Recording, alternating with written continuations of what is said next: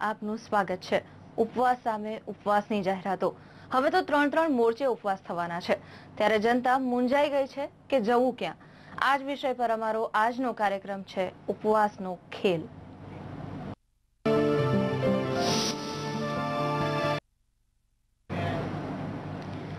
એક સમય હતો કે જ્યારે ઉપવાસમાં પીડિતોની વેદનાનો વાસ જોવા મળતો હતો, પરંતુ હાલના ઉપવાસમાં કંઈક બીજી જ વાસ આવી રહી છે। હાલની ઉપવાસની જાહેરાતો પાછળ શું છુપાયેલું છે? શા કારણે એક સાથે ત્રણ મોરચે ઉપવાસની જાહેરાત થઈ છે? જોઈએ આ અહેવાલમાં।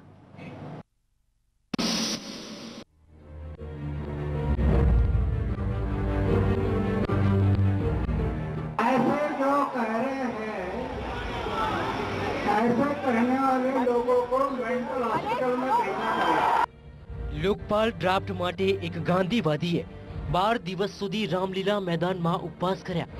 12 દિવસ સુધી દેશભરની નજર અન્ના હજારે પર રહી।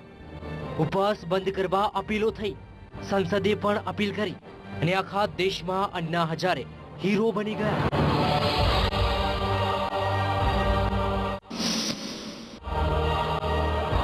कोई इंग्लैंड से आए नहीं, ये हमारे लोग हैं।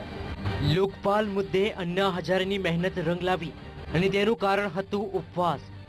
12 દિવસના એ સંઘર્ષ બાદ ઉપવાસનું હથિયાર અક્ષીર સાબિત થયું અને હવે આ હથિયારનો ઉપયોગ અલગ હેતુ માટે થઈ રહ્યો છે।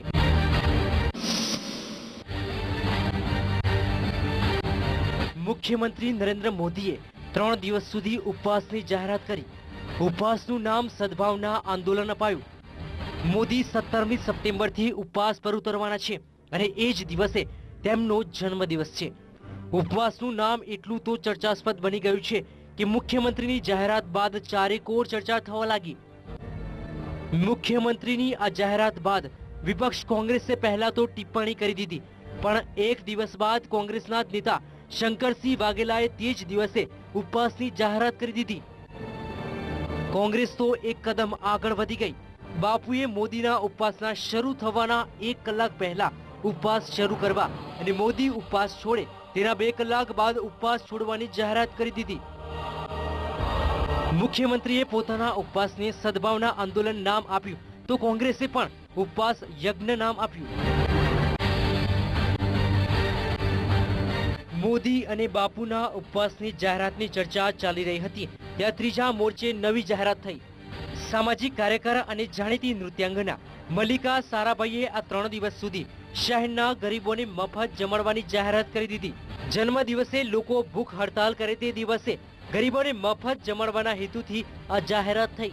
હું જઈને ગુજરાતમાં અમદાવાદમાં જ્યાં સૌથી કુપોષિત બાળકો અને સ્ત્રીઓ છે ત્યાં મારે ખર્ચે પર્સનલી જઈને હું 3 દિવસ એ લોકોને ખવડાવવાની છું। 3 મોરચે તો જાહેરાતો થઈ ચૂકી હતી, ત્યાં ચોથા મોરચે પણ જાહેરાત થઈ। અમદાવાદ શહેર સંઘર્ષ સમિતિ નામે એક બિન રાજકીય સંગઠને ઉપવાસની જાહેરાત કરી। આ સંગઠને પણ 17મીથી શહેરમાં ઉપવાસ યોજવાની જાહેરાત કરી તો વળી રાજ્યના ભાજપના કાર્યકરો પણ મોદીના ઉપવાસમાં પોતાનું યોગદાન જાહેર કરી। કાર્યકરોએ 3 દિવસ સુધી પ્રતિક ઉપવાસની જાહેરાત કરી। ઉપવાસનો ખેલ કે રાજકારણ માટે ઉપવાસ?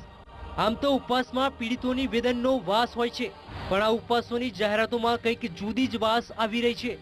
2002ના રમખાણોના કેસમાં સુપ્રીમ કોર્ટનો ચુકાદો આવ્યો, તેના ઠીક 1 દિવસ બાદ અમેરિકાની કોંગ્રેસ રિસર્ચ સર્વિસના અહેવાલમાં મુખ્યમંત્રીના વખાણ થયા। નિષ્ણાતોનું માનવું છે કે આ તકનો લાભ લઈ લેવામાં આવ્યો છે। જાણકારોનું માનવું છે કે 2012માં વિધાનસભાની ચૂંટણી છે અને હાલની પરિસ્થિતિ ફરી આવે કે ન પણ આવે, રાજકીય પક્ષો આ તકને જતી કરવા માંગતા નથી।